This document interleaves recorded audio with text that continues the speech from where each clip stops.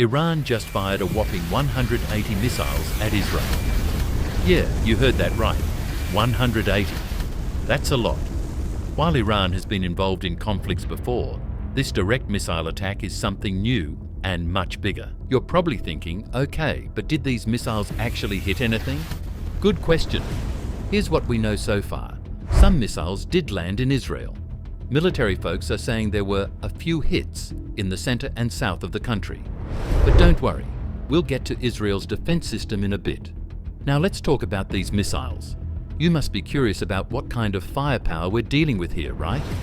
Well, while we don't know exactly which missiles Iran used this time, let's chat about their coolest toy, the Shahab-3. Because according to our research, this is the only known Irani ballistic missile that has the range to do this.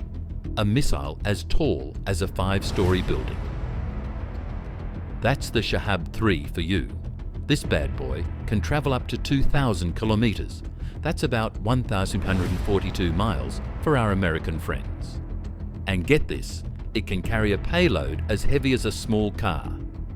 So, while we don't know for sure if Iran used the Shahab-3 in this attack, it gives you an idea of the kind of firepower we're talking about. It's not just about the number of missiles, but also how powerful and far-reaching they can be. But here's where it gets interesting. You're probably thinking, if Iran launched 180 of these things, how come we're not hearing about total destruction? Well, that's where Israel's fancy defense systems come into play. Israel's got this cool layered defense thing going on. It's like a video game where you have different weapons for different enemies. They've got 1. The Iron Dome, famous for swatting down short-range rockets. 2. David's Sling, for those pesky medium to long-range missiles. 3. Arrow 2 and Arrow 3, the big guns for long-range ballistic missiles. And guess what? These systems were working overtime. The Israeli military is saying they knocked down a large number of the incoming missiles. If you were in Tel Aviv that night, you would have seen quite a light show in the sky.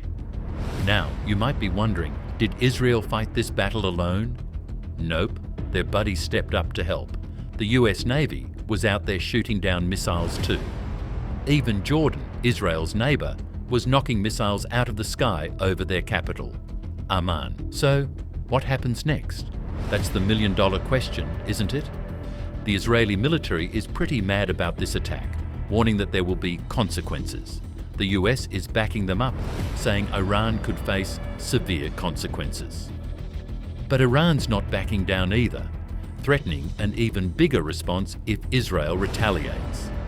It's like watching a high-stakes game of chess where every move could change everything. Will things calm down, or are we in for more fireworks? Only time will tell. One thing's for sure, this event is a big deal, not just for Iran and Israel, but for the whole world.